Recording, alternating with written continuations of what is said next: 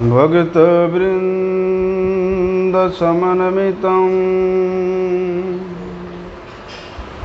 श्रीचैतन्य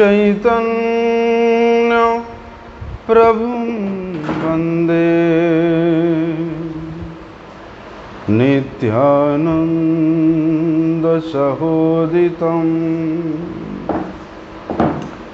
श्रीनन्दनन्दनं वन्दे राधिका चरणद्वयं गोपीजनसमायुक्तं बृन्दावनमनोहरं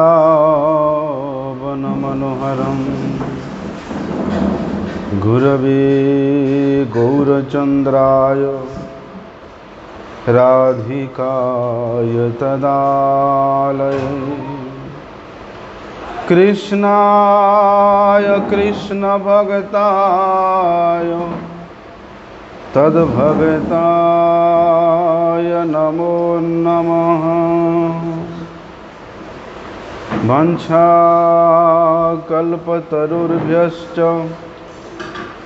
कृपासिन्धुभ्यैव च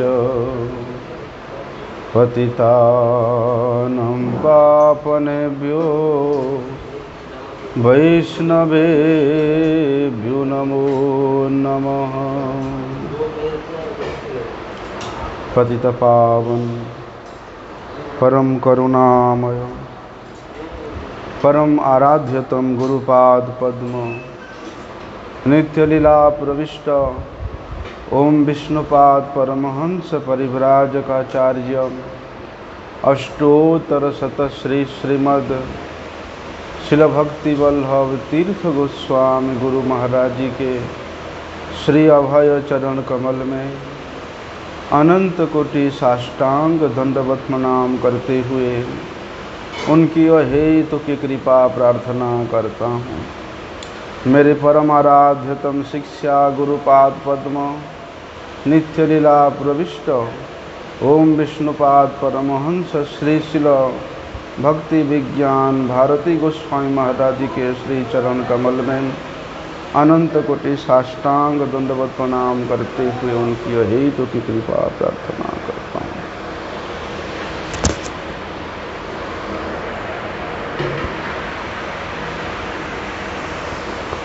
दरवाजा को बंद कर देना।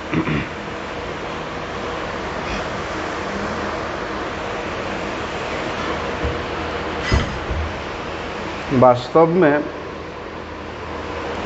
विचार करें, जो सद्गुरु होते हैं वे स्वयं आचरण करके शिष्य को शिक्षा देते हैं। चाहे कर्मी गुरु ही क्यों ना हो, कर्मी गुरु अगर वे स्वयं उस प्रकार का कर्म करके, उस प्रकार के एक्टिविटी करके, उस प्रकार के द्रव्य का निर्माण करके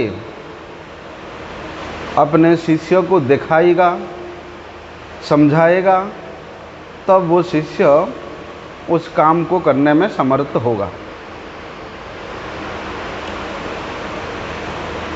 ठीक उसी प्रकार परमार्थ गुरु भी, आध्यात्म गुरु भी वे स्वयं आचरण करके शिष्य को शिक्षा प्रदान करते हैं। और इस सिद्धांत को स्थापित करने के लिए जगत गुरु भगवान श्री चैतन्य महाप्रभु जी स्वयं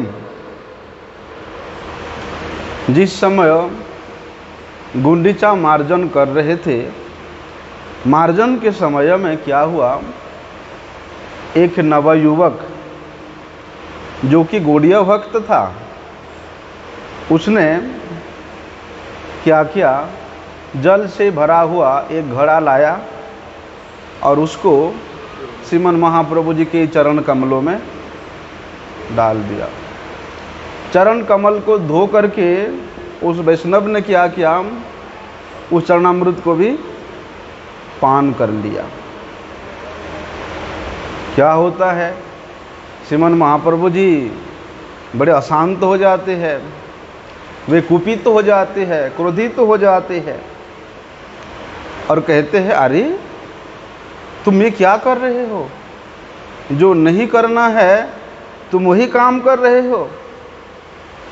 यहाँ साक्षात भगवान जगन्नाथ जी है, वे साक्षात भगवान है, वे अभी अभी यहाँ पधारने वाले हैं। हम लोग उनके श्री मंदिर में है, उनके श्री मंदिर के सेवा में, उन्हीं के सेवा में लगे हुए हैं। उनके आगमन के प्रतीक्षा में हम लोग यहाँ सब कुछ तैयारी कर रहे हैं, मंदिर का मार्जन कर रहे हैं। और मेरे जैसे एक साधारण प्राणी का, एक साधारण मनुष्य का चरण धो करके तुमने चरणामृत पान कर लिया, उस जल को पान कर लिया। जो कार्य स्वयं भगवान जगन्नाथ जी के लिए करना था और तुमने मेरे जैसे एक तुच्छ, एक साधारण प्राणी के लिए किया और उस जल को भी पी लिया। श्रीमन महाप्रभु जी कहते हैं, ये जो है ये जगन्नाथ जी के प्रति अपराध है, जगन्नाथ जी के प्रति अपराध किया तुमने। और ये अपराध का परिणाम केवल तुमको भोगना नहीं पड़ेगा, मुझे भी भोगना पड़ेगा। कौन कह रहे हैं? स्वयं श्री चैतन्य महाप्रभु जी कह रहे हैं कि भैया मंदिर में तुमने मेरे चरण को धोआ और उस जल को पान किया, इसके कारण उसके अपराध का फल मुझे भी भोगना पड़ेगा, हम दोनों के लिए बुरा होगा। तब श्रीमन महाप्रभु जी स्वरूप दामोदर को बुलाते हैं और कहते हैं, प्रभु स्वरूप देखो तो ये गोड़िया का व्यवहार देखो, किस प्रकार से व्यवहार किया इसने। क्या तुमने इसको कुछ सिखाया नहीं है? इसने जगन्नाथ जी के मंदिर में, ठाकुर जी के मंदिर में मेरा अपमान किया है, अपमान कर रहा है। क्या आपने इसको शुद्ध भक्तों के द्वारा जो पालन करने वाला आचरण है, विचारण है, सदाचार है, उसको तुमने इसको सिखाया नहीं? ऐसा श्रीमन महाप्रभु जी कहते हैं। आप इसको समझाओ, इसको बोलो कि भगवान तो केवल श्री जगन्नाथ देव है, श्री जगन्नाथ जी ही स्वयं भगवान है और उनके मंदिर में मेरे जैसे एक साधारण व्यक्ति का चरण धो करके उस जल को चरणामृत के रूप में इसने सेवन किया है। इसलिए इसका श्री जगन्नाथ प्रभु, श्री बलदेव प्रभु और सुभद्रा जी के चरणों में अपराध हुआ है। तीनों के प्रति इसने अपराध किया है। अभी श्रीमन महाप्रभु जी ने, जो स्वयं भगवान है, वे स्वयं तो उसको बोल सकते थे, लेकिन स्वरूप दामोदर के द्वारा क्यों बुलवा रहे हैं? स्वरूप दामोदर सारी बातें सुन करके जा करके उस नवयुवक को एक थप्पड़ मारते हैं और उसके कान को पकड़ करके गुंडीचा मंदिर से उसको बाहर ले आते हैं, साथ साथ ले आते हैं। किंतु वास्तव में स्वरूप दामोदर गोस्वामी जी ने उस गौड़ीय के प्रति, उस वैष्णव के प्रति, उस भक्त के प्रति विशेष प्रसन्न थे। फिर भी श्रीमन महाप्रभु जी ने शिकायत किया है, श्रीमन महाप्रभु जी क्रोधित हुए हैं। इसलिए धर्म के संस्थापन के लिए उन्होंने श्रीमन महाप्रभु जी के क्रोध का समर्थन किया। अभी मंदिर के बाहर जब श्रीमन महाप्रभु जी की दृष्टि से थोड़ा सा आगे चले गए, स्वरूप दामोदर उस भक्त से कहते हैं, अरे तुमको इतना भी ज्ञान नहीं है, तुम तो जानते हो श्रीमन महाप्रभु जी वे स्वयं जगन्नाथ है। वो कहते प्रभु जी मैं ये जान करके ही तो ऐसा किया, अपराध किया। लेकिन श्रीमन महाप्रभु जी स्वयं जगन्नाथ होने पर भी वे इस जगत को शिक्षा देने के लिए, वे इस जगत को आचरण करके शिक्षा प्रदान करना चाहते हैं।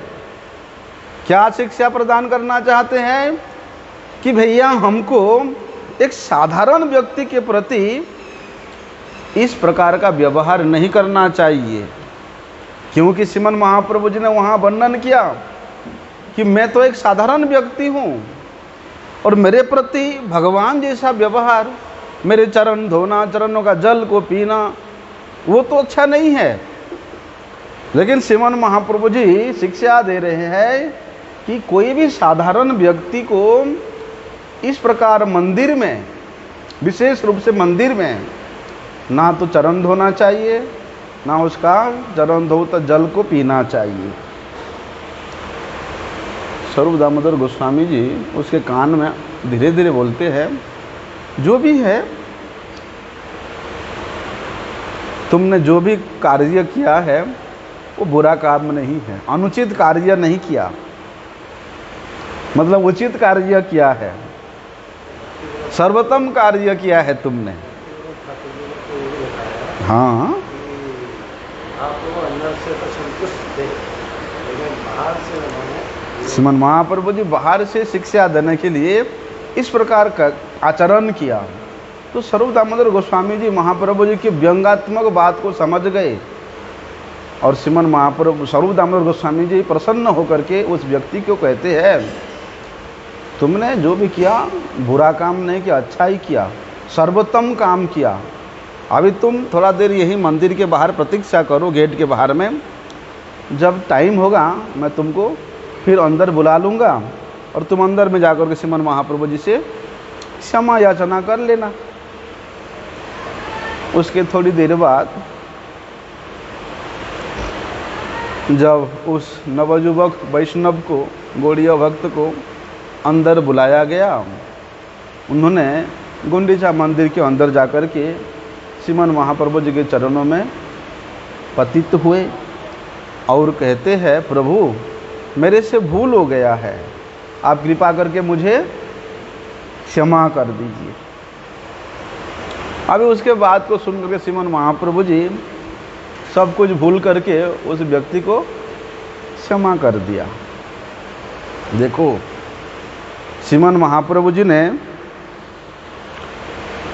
भक्ति का क्या नियम होता है, वैष्णव का क्या सदाचार होता है, उसको केवल हम लोगों को, इस जगत के लोगों को शिक्षा देने के लिए ये लीला किया। यदि कोई व्यक्ति अपनी पूजा करने के लिए लोगों को कहता है, दूसरे से कहलाता है, कई बार क्या होता है स्वयं संकोच होता है तो अपने और जो आसपास में रहने वालों को बोलता है कि देखो मैं वहाँ आऊँगा, तुम वहाँ सब लोगों को ऐसे बोल के रखना, ऐसा व्यवस्था करके रखना कि सब लोग आकर के मेरे चरण धोए, मेरा आरती करे, ये करे वो करे, तमाम कुछ करे। स्वयं बोलना या दूसरे से बुलवाना।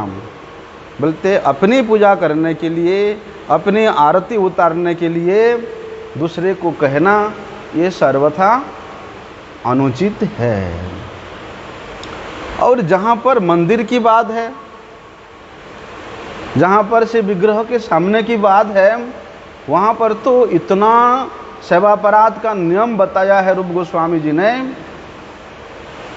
कि मंदिर के सामने दूसरे के प्रति व्यवहार नहीं करना चाहिए, चाहे वो व्यवहार क्रोधपूर्वक हो चाहे प्रीतिपूर्वक हो, ऐसा व्यवहार कदापि नहीं करना चाहिए। ना तो मंदिर ठाकुर जी के सामने रोना चाहिए, ना धोना चाहिए, ना किसी का शासन करना चाहिए, ना किसी को डांटना चाहिए, नहीं करना चाहिए। हाँ, मंदिर के सामने या मंदिर में ही अगर साक्षात गुरुदेव हो तो गुरुदेव को आप विग्रह के सामने भी प्रणाम कर सकते हो। सदगुरुदेव के अतिरिक्त और किसी को भी श्री विग्रह गणों के सामने, मंदिर के सामने प्रणाम करना भी अपराध है, नहीं करना चाहिए। ये दोनों को दोष लगेगा हमारा या करने वाले को लगेगा? श्रीमन महापुरुष ने शिक्षा दिया कि दोनों को लगेगा। श्रीमन महाप्रभु जी ने यही बताया, जो अपराध हुआ है तुम्हारा भी हुआ है, मेरा भी हुआ है, इसमें दोनों का ही अपराध होगा। क्योंकि जो सद्गुरु होते हैं वे कभी भी अपने आप को गुरु होने का या अपने आप को उन्नत भक्त होने का अहंकार कभी भी नहीं करते हैं। जहाँ पर गुरु होने का, श्रेष्ठ भक्त होने का अहंकार है, वहाँ पर वो व्यक्ति फिर दूसरों को अपने से निज देखता है। अपने से छोटा देखने के कारण चाहे वो व्यक्ति अपने से उम्र में भी बड़ा हो, श्रेष्ठ हो, भजन में भी श्रेष्ठ हो, ऐसे नहीं कि वे गृहस्थ भक्त है तो वो तुमसे छोटा हो गया और तुम सन्यासी हो गए तो तुम बड़े हो गए, ऐसी बात नहीं है। क्योंकि सद्गुरु कभी भी अपने आप को, एक तो गुरु के रूप में अपने आप को मानते नहीं हैं, और दूसरा शुद्ध भक्त, उत्तम भक्त, उन्नत भक्त, प्रेमिक भक्त, सिद्ध भक्त होने का अहंकार भी कभी भी नहीं करते। इसका जाजल्यवंत उदाहरण हम लोगों ने हमारे श्री गुरुपाद पद्म के संपूर्ण जीवन चरित्र में देखने को मिला। कितना दीनता, जब तक हमने श्री गुरु जी का दर्शन किया है, गुरु जी ने कभी भी अपना चरण किसी से धुलने को नहीं दिया, किसी से अपना आरती उतारने नहीं दिया। जब गुरु जी थोड़ा सा असमर्थ हुए, शायद 2011 से ही, फिर प्रीतिवशतः गुरु भाइयों ने ज़बरदस्ती गुरु जी का आरती किया, गुरु जी का चरण धोआ। उससे पहले कभी नहीं, गुरु जी करने ही नहीं दिया। ऐसा है, हाँ बोलते, हाँ सबको यही बोलते थे कि हम किसी का गुरुजी नहीं है, सबका गुरुजी परम गुरुजी को बोलते थे। बोलते वही हरिनाम दे रहे हैं, वही दीक्षा दे रहे, वही संन्यास दे रहे। ऐसा विचार गुरुजी का। हमारे में कोई योग्यता नहीं है किसी को शिष्य बनाने का। इसलिए श्री गुरुदेव उनके संपूर्ण जीवन में कभी भी मैं एक गुरु हूँ, आचार्य हूँ, मठ का ये हूँ वो हूँ, ऐसा भाव कभी गुरुजी ने प्रदर्शन नहीं किया। वास्तव में एक सत शिष्य ही सदगुरु होता है,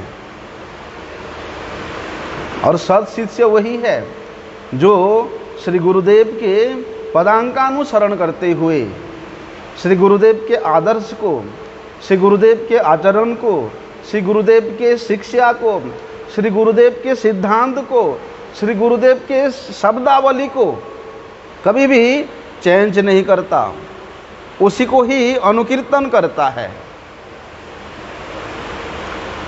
शिष्य कभी भी अपने आप को अपने गुरुपाद पद्म से श्रेष्ठ सिद्धांतविद, श्रेष्ठ तत्वविद, यहाँ श्रेष्ठ भजन करने वाला, साधन करने वाला कभी भी नहीं सोचता। जिस क्षण शिष्य के हृदय में इस प्रकार का भाव आ गया कि मैं तो अनेक सिद्धांत को जानता हूँ, इसलिए मैं अनेक नया नया भजन के तरीका को मैं इन्वेंट कर सकता हूँ, लोगों को मैं नया नया तरीका बता सकता हूँ, नहीं। श्री गुरुपाद पद्म जिस प्रकार का शिक्षा दिया है, उसी शिक्षा के अनुगत में रह करके ही भजन करना, साधन करना शिष्य का परम कर्तव्य होता है। इसलिए ऐसे सद्गुरु वे कभी भी अपनी पूजा प्रतिष्ठा का अपेक्षा नहीं करते हैं। कुछ लोग क्या आशा करते हैं कि मैं उसके घर, मेरे शिष्य के घर जाऊंगा तो मेरे शिष्य कहीं से फूल ला करके मेरे चरणों में फूल डालेगा, मेरे चरणों में जल डालेगा, मेरे चरण धोएगा, और वही मेरे चरणों की जल से दूसरे के ऊपर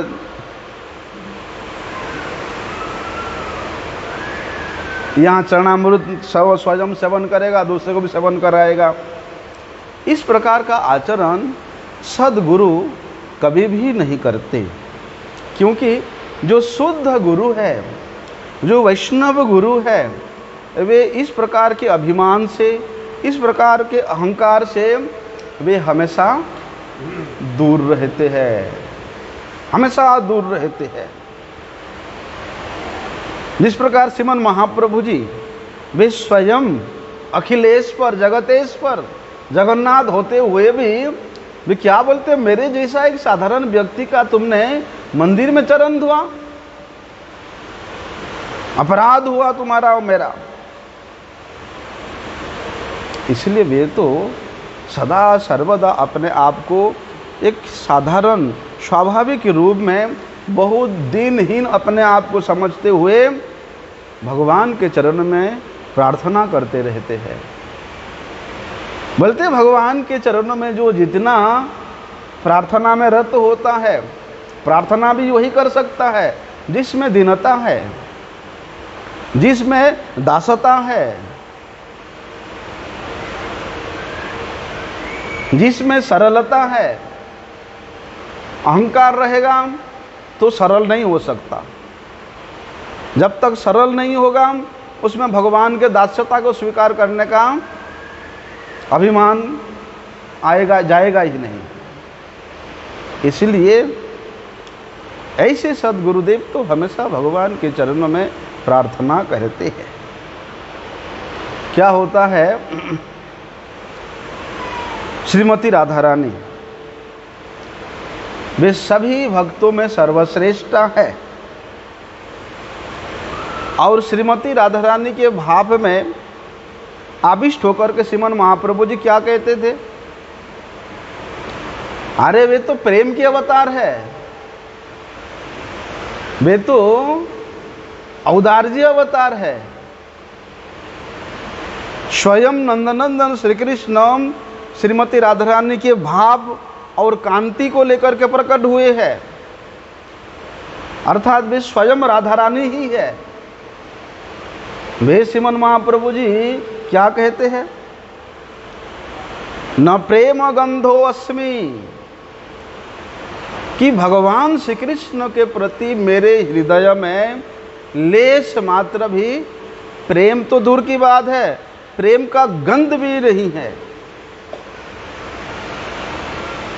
हम लोग क्या सुलोमाला यहाँ 1 लाख नाम जप कर लेते हैं तो सोचते हैं हम तो सिद्ध भक्त हो गया है। देखो श्रीमन महाप्रभु जी कैसा आचरण कर रहे हैं। भक्त जितना उच्च कोटि के होगा, जितना उन्नत भक्त होगा, उस भक्त के हृदय में उतना ही अधिक दीनता प्रकाशित होता है। कि श्रीमन महाप्रभु जी के हृदय में श्री कृष्ण के लिए लेश मात्र भी प्रेम नहीं था। अरे श्री कृष्ण का नाम का उच्चारण करते करते वे तो अष्ट सात्विक विकार को प्राप्त हो जाते थे।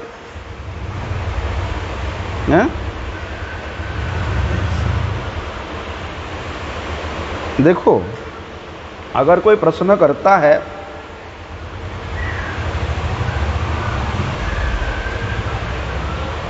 क्या प्रश्न करता है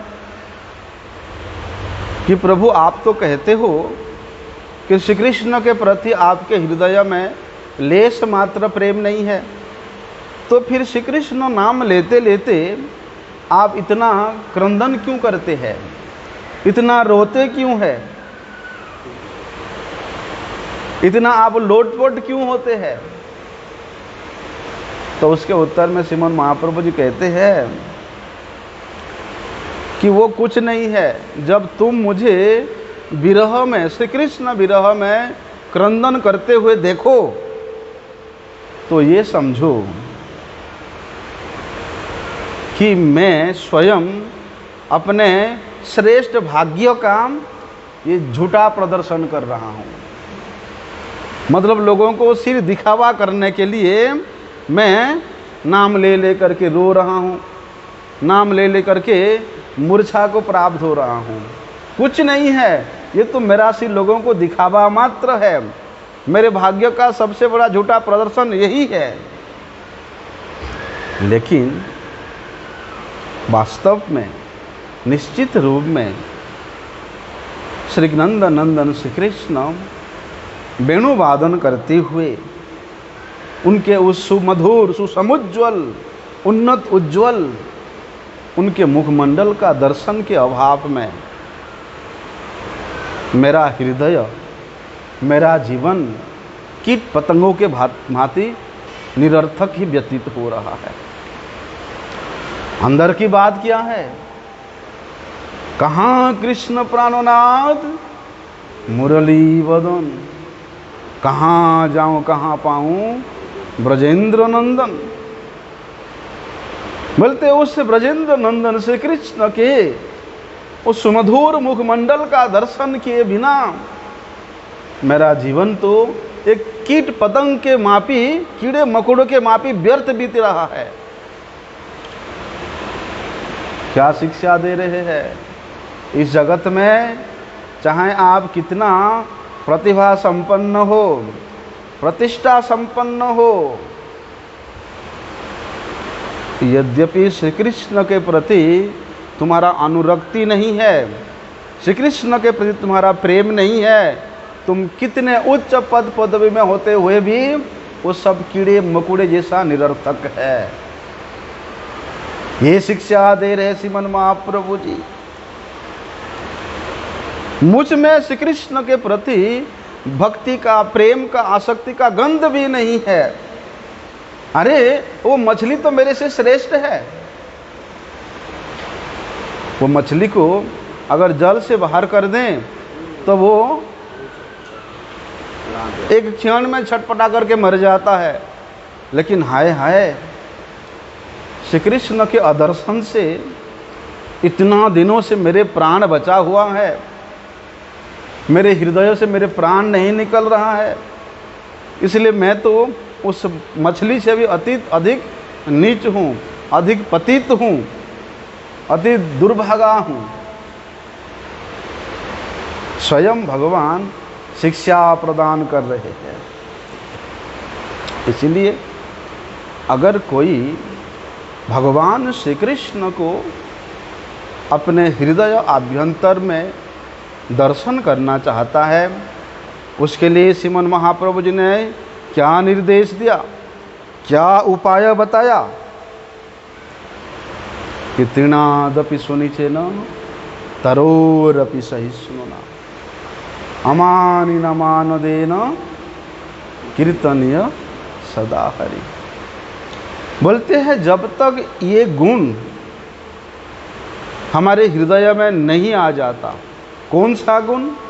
तृणादपि सुनिचेन, तृण से भी अपने को अति दीनहीन समझना, तरोरिव सहिष्णुना, वृक्ष से भी अधिक सहिष्णु होना, स्वयं किसी प्रकार के मान सम्मान की आशा नहीं करके दूसरों को आदर करना, दूसरों को सम्मान करना, दूसरों को प्रतिष्ठा देना। चारि गुणे गुणी होई करो कीर्तन। बोलते ये 4 प्रकार के गुण जिस व्यक्ति के हृदय में आ गया, वास्तव में वही व्यक्ति के हृदय में ही भगवान के नाम स्फुरित होते हैं, भगवान का नाम उच्चारित होते हैं। वही व्यक्ति ही वास्तव में भगवत नाम जप करने का अधिकारी है। अगर इन गुणों में से किसी के अंदर कोई एक भी गुण नहीं है तो वे व्यक्ति श्रीहरि का नाम को नहीं जप सकता। क्यों? क्योंकि भगवान का नाम अपराकृत वस्तु है, वे दिव्य वस्तु है, वे चिन्मय वस्तु है। तो इस प्राकृत जड़ इंद्रियों के द्वारा उस अपराकृत भगवान के नाम कभी भी उच्चारित नहीं होते हैं।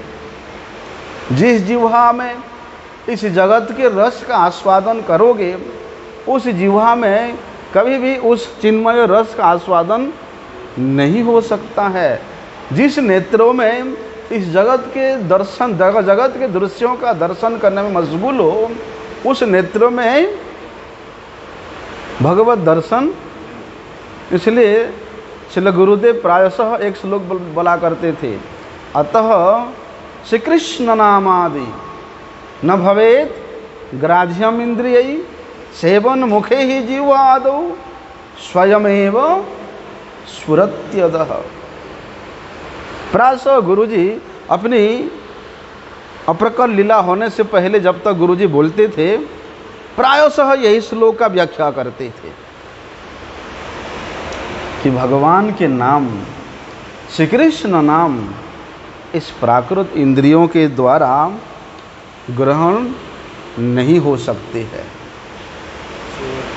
बोलते इन इंद्रियों के द्वारा इंद्रियाधिपति भगवान ऋषिकेश का अगर कोई व्यक्ति सेवा करता है, सेवा करते करते ये हमारे प्रत्येक इंद्रियां सेवन्मुख हो जाता है, सेवा के प्रति उन्मुख हो जाता है, इन इंद्रियों का एक स्वभाव बन जाता है भगवान का सेवा करना, तब फिर वही इंद्रिय, वही जिह्वा के द्वारा भगवान के नाम, रूप, गुण, लीला, धाम, परिकर बोलते वे सब वस्तु का सेवा हो सकता है। वे सब वस्तु फिर भगवान के नाम जिह्वा में प्रकाशित होंगे, भगवान का रूप आँखों में प्रकाशित होंगे। इस प्रकार इंद्रियों के द्वारा भगवान से संबंधित प्रत्येक वस्तु का दर्शन होगा, अनुभव होगा। बोलते हैं श्री कृष्ण नाम का जप करना ही सबसे मुख्य सेवा है। सेवन मुखे ही जिह्वा दो, जिह्वा के द्वारा तो भगवान का नाम का ही सेवा विशेष रूप से होता है। भगवान का महाप्रसाद पाओ और इसी जिह्वा से भगवान का नाम जप करो। इसलिए नाम जप करना ही उनका सेवा है। लेकिन ये नाम जप किस प्रकार से होगा, उसका भी प्रकार बताया है कि निरपराध नाम लैले पाए प्रेम धन। एक तो नामापराध है, एक नामाभास है और एक शुद्ध नाम है। नामापराध क्या है, स्पष्ट रूप से बताते हैं वहाँ पर कि जब तक नामी के साथ, भगवान के साथ संबंध ज्ञान नहीं है, तब तक वो व्यक्ति श्रद्धा से रहित होता है।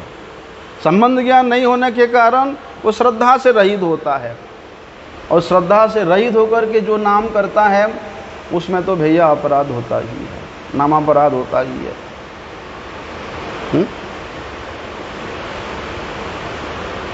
चाहे आप 16 माला करो, लेकिन श्रद्धा से करो। माला भी करते रहोगे और लोगों से बात भी करते रहोगे, माला भी करते रहोगे, मोबाइल में यूट्यूब भी देखते रहोगे। हाँ नहीं, ऐसा नहीं। चाहे 16 माला करो, 1 लाख नाम करने की 64 माला करने की कोई आवश्यकता नहीं है। बोलते इस प्रकार से अगर 16 माला करोगे श्रद्धा से, वो 64 माला के बराबर ही है।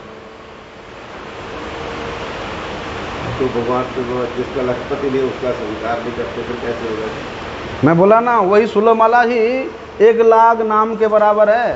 तो 16 में भी मन पूरा नहीं लगता, लाख में भी पूरा नहीं लगता। तो 16 में मन लगाओ ना, फिर 16 में मन लगाओ। तो लगता ही नहीं, कहाँ लगता है? फिर 1 लाख में कहाँ से? इसीलिए इस प्रकार अगर अश्रद्धा से संबंध ज्ञान नहीं होगा तो वहाँ तो अश्रद्धा होगा ही भगवान। अश्रद्धा से अगर नाम करेंगे वो फिर नामापराध होगा। कई बार क्या होता है, कुछ लोग श्रद्धा से नाम तो करते हैं लेकिन उनका संबंध ज्ञान नहीं होता है कि भगवान मेरा कौन है, भगवान के साथ मेरा क्या संबंध है, वो संबंध ज्ञान नहीं होता है। लेकिन कुछ कुछ स्थल में उसका श्रद्धा होता है। श्रद्धा से नाम करने पर भी संबंध ज्ञान रहित होने के कारण वो नाम भी शुद्ध नाम नहीं है, उसको नामाभास कहा जाता है। और जहाँ पर संबंध ज्ञान से युक्त है और पूर्ण श्रद्धा के साथ आत्मसमर्पण के साथ नाम करता है तो वही नाम शुद्ध नाम है, वही शुद्ध नाम है।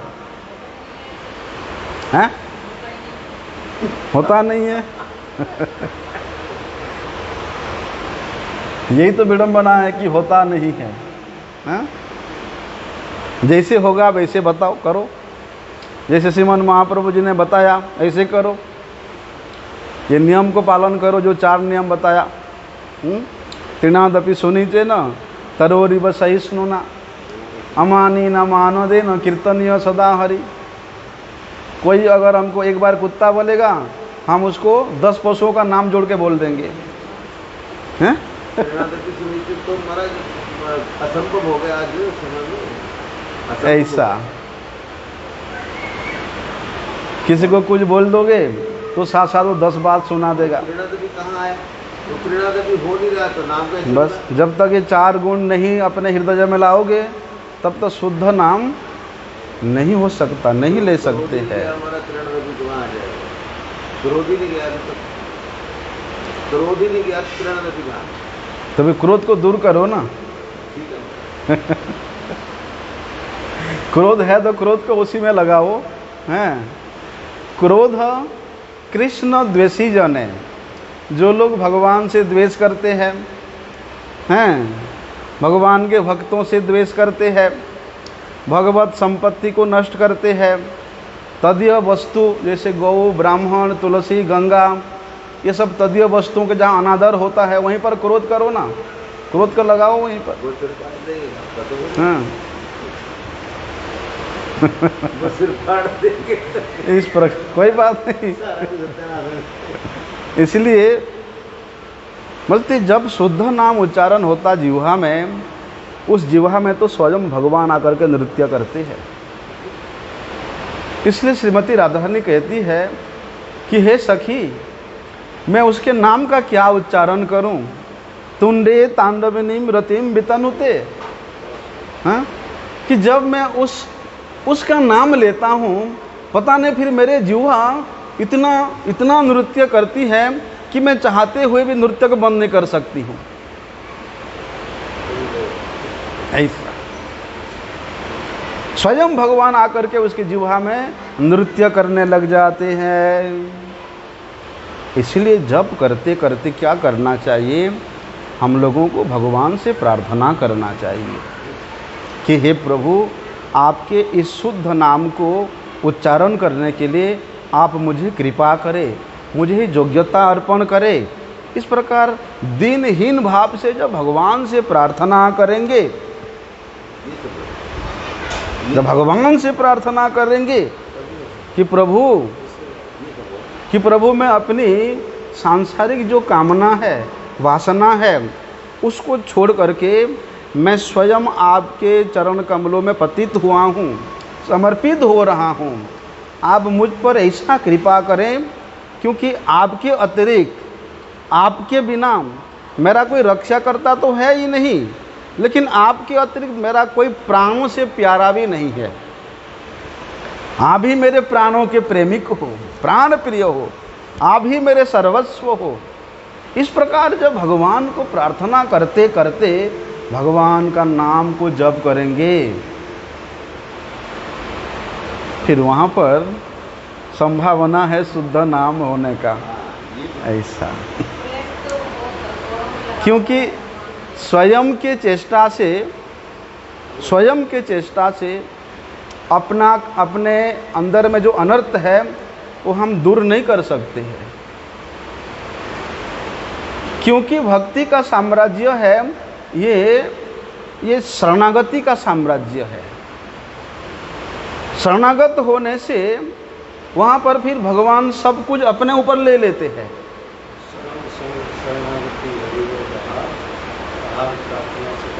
श्रीनंद कुमार, क्योंकि उसका और एक उपाय है। एक तो भगवान से प्रार्थना करना है, दूसरा शुद्ध भक्तों के मुख से भगवान के गुणों को श्रवण करना है, हरि कथा श्रवण करना है। जब हमारा हरि कथा में रुचि होगा तो हरि नाम में भी रुचि होगा। हरि कथा सुनने में अगर रुचि नहीं हुआ, कोई बात नहीं हुआ, हरि कथा सुनने में रुचि नहीं हुआ, लेकिन बार बार श्रवण करना चाहिए। रुचि नहीं होने पर भी अगर बार बार श्रवण करता है, लेकिन कहाँ? शुद्ध भक्त के मुख से। बोलते जिसके मुख से हम लोग हरि कथा श्रवण करेंगे, उस व्यक्ति को भी, उस भक्त को भी यथोचित सम्मान, यथोचित श्रद्धा प्रदान करना चाहिए। कथा तो उसकी सुनी जाएगी जिसके प्रति श्रद्धा है। कथा सुनेंगे और पीछे में जाकर के गालियां देंगे, हैं? कथा सुनेंगे और पीछे जाकर के चर्चा करेंगे, ऐसा नहीं। जिसके मुख से कथा सुनोगे उस विशुद्ध भक्तों को यथोचित सम्मान देना चाहिए। स्वयं भगवान कपिल देव ने अपनी माता देवहूति को यही तो बताते हैं कि भैया अपने अंतःकरण को विशुद्ध करने का, निर्मल करने का एक ही उपाय है, वो है सताम प्रसंगान मम वीर्य संविदो भवन्ति हृत्कर्ण रसायना कथा तज्जोषणादस्वपवर्ग वर्त्मनि श्रद्धा रति भक्ति अनुक्रमिष्यति। वहाँ पर भगवान कपिल देव ने माता देवहूति को क्या कह रहे हैं कि माता, जो सत्पुरुष है, सत्पुरुष कौन है? जिसने सद वस्तु को आत्मसात कर लिया है, सद वस्तु के लिए ही जिसका सब कुछ है। वहाँ बताते हैं कि मयि अनन्य भावेन भक्तिम कुर्वन्ति जे दृढ़ं मत्कृतं त्याक्त कर्मणं त्याक्त स्वजन बांधवा। जो व्यक्ति मेरे प्रति अनन्यता रख करके अनन्य भाव से मेरा सेवा करता है, मेरा भजन करता है, और मेरे कारण, मेरे सुख के लिए उसने अपने घर को त्याग दिया, अपने बांधव को त्याग दिया, अपने माता पिता को त्याग दिया, और क्या करता है? मदाश्रया कथा मृष्टा श्रवन्ति कथयन्ति च, मेरे आश्रय में रह करके मेरे ही कथा का श्रवण करता है और मेरे ही गुण का बखान करता है। बोलते ऐसे जो सत्पुरुष है, ऐसे सत्पुरुषों के समागम से, संग से क्या होता है कि मेरे पराक्रम का जो यथार्थ ज्ञान है वो उसके हृदय में जागृत हो जाता है। क्यों?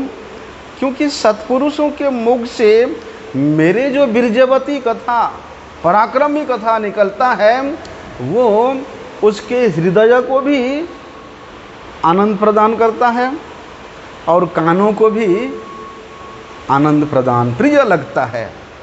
इसलिए वहाँ भगवान कहते हैं ऐसे सत्पुरुषों की, ऐसे वैष्णव के मुख से मेरे कथा को बार बार श्रवण करने से सभी प्रकार के अविद्या की निवृत्ति हो जाती है, अनर्थ की निवृत्ति हो जाती है, और मेरे प्रति उस व्यक्ति का श्रद्धा, फिर रति, फिर भक्ति, प्रेम भक्ति का उदय हो जाता है। इसलिए हम लोगों को अगर शुद्ध नाम करना है, शुद्ध भक्ति करना है, तो शुद्ध भक्तों के मुख से हरि कथा श्रवण करना चाहिए। यद्यपि हरि कथा में रुचि नहीं है तो हमारा हरि नाम में रुचि भी नहीं हो सकता है। लेकिन जो भक्ता है उसको भी सताम मतलब विशुद्ध होना चाहिए, विशुद्ध भक्त होना चाहिए। अगर अवैष्णव है, अपने स्वार्थ के लिए, अपने परिवार के लिए, अपनी भोग विलास के लिए जो व्यक्ति हरि कथा का, भगवत कथा का परिवेशन करता है, वो कभी भी वैष्णव नहीं हो सकता है। जो व्यक्ति जिसने केवल भगवान की सेवा में समर्पित है, केवल वही वैष्णव है। इनके सिवा दूसरे लोगों से अगर हम लोग हरि कथा श्रवण करेंगे वो हमारा मंगल तो करेगा नहीं, वरम वही हरि कथा हमको नरक में धक्का दे देगा। कहाँ है? शास्त्र में बताया है कि अवैष्णवोत मुखद गिन्नम हुतम हरि कथामृतम श्रवणम नैव कर्तव्यम सर्पोच्छिष्टम यथापयः। बोलते इस प्रकार से जो अवैष्णव है उसके मुख से अगर भगवती कथा हम लोग श्रवण करते हैं, एक तो नैव कर्तव्यम, श्रवण नहीं करना चाहिए, सीधे सीधे शास्त्र मना करते हैं। अगर श्रवण करोगे तो क्या होगा? सर्पोच्छिष्टम यथापयः।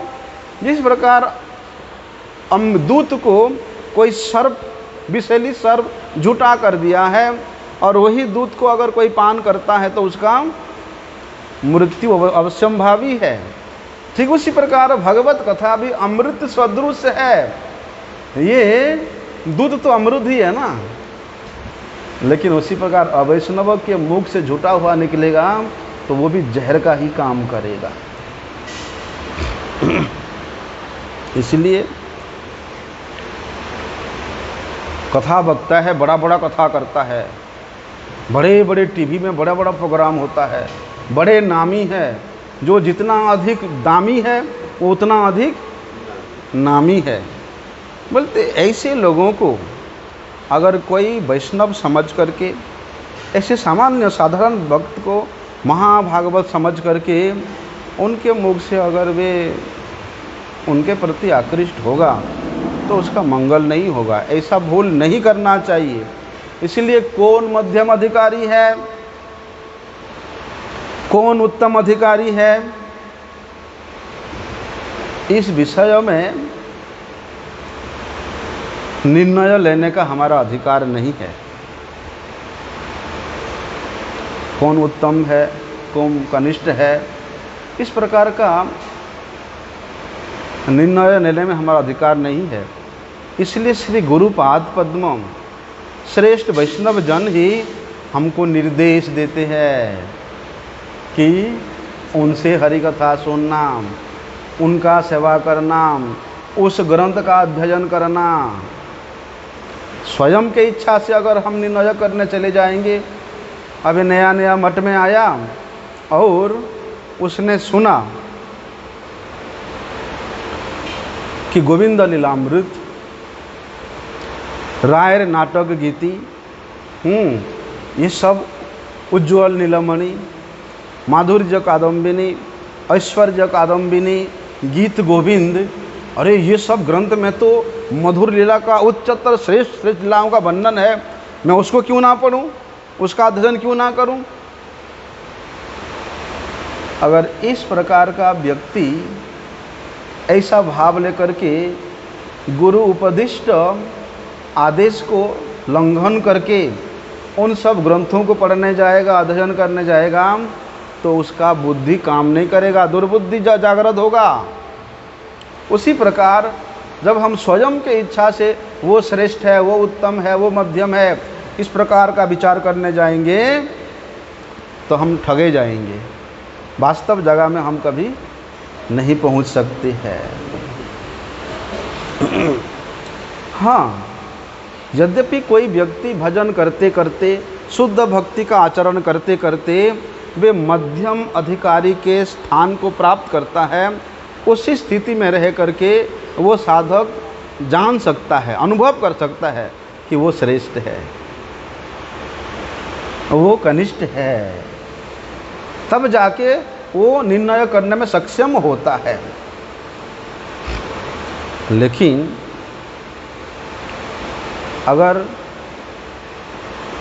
किसी महाभागवत हमारे सामने आ गए, किसी उत्तम भक्त हमारे सामने आ गए, उनको सम्मान नहीं दे करके, उनके साथ बड़े सज धज करके, एकदम बड़ा बड़ा तिलक, बड़ा बड़ा कंठी पहन करके आए हुए कोई कनिष्ठ भक्त को अगर सम्मान दें और महाभागवत को पूछे भी नहीं, तो उन महाभागवत के चरणों में अपराध हो जाएगा। क्यों? क्योंकि जो उत्तम भागवत होते हैं, जो श्रेष्ठ भक्त होते हैं, वे अपने हुलिया को हमेशा छुपा करके रखते हैं, वो कभी दर्शाते नहीं। अपने आप को बैरागी के रूप में प्रतिष्ठा पेश करना, बड़ा बड़ा तिलक, बड़ा बड़ा कंठी, एकदम सुंदर सुंदर कपड़ा ऐसा पहन करके पेश करना, ये शुद्ध भक्तों में कभी भी नहीं दिखाई देता है। वो ऐसे करते ही नहीं है। अभी देखो बंसीदास बाबा जी महाराज, वे किस तरह के भक्त थे, उत्तम महाभागवत थे, लेकिन क्या अभिनय करते थे? हुक्का पीने का, हुक्का में गांजा डाल करके पीने का अभिनय करते थे। अरे कभी कभी तो बंसीदास बाबा जी में ऐसे करते थे, मछलियों के जो हड्डी होते हैं लोग खाकर जहाँ फेंक देते हैं, उसको उठा करके लाते और अपने कुटिया के चारों तरफ टेल देते, बिखेर देते, ताकि लोग सोचे अरे ये तो भंड बाबा है, ठग बाबा है, मछली खाता है, देखो उसके कुटिया के चारों तरफ मछली का हड्डियाँ पड़ा हुआ है। क्या विचार था उनका? भैया हमको कुछ भी बोलो वही अच्छा है, लेकिन जो सांसारिक भोग विषयों के प्रति अनुरक्त व्यक्ति है उनसे दूर रहना ही अच्छा है, चाहे तुम लोग कुछ भी समझते रहो। अगर इस प्रकार का भी आचरण करेंगे जिससे उनका एकांतिक रूप में श्री कृष्ण भजन करने में, श्री कृष्ण स्मरण करने में, श्री कृष्ण नाम का जप करने में किसी प्रकार का कोई बाधा ही नहीं होता था। इसलिए जो सद्गुरु है वो जो कुछ भी करते हैं उनका एक ही उद्देश्य है, गुरु वैष्णव और भगवान के प्रसन्नता के लिए ही करते हैं। क्योंकि सद्गुरु की किसी प्रकार की स्वयं के स्वार्थ के लिए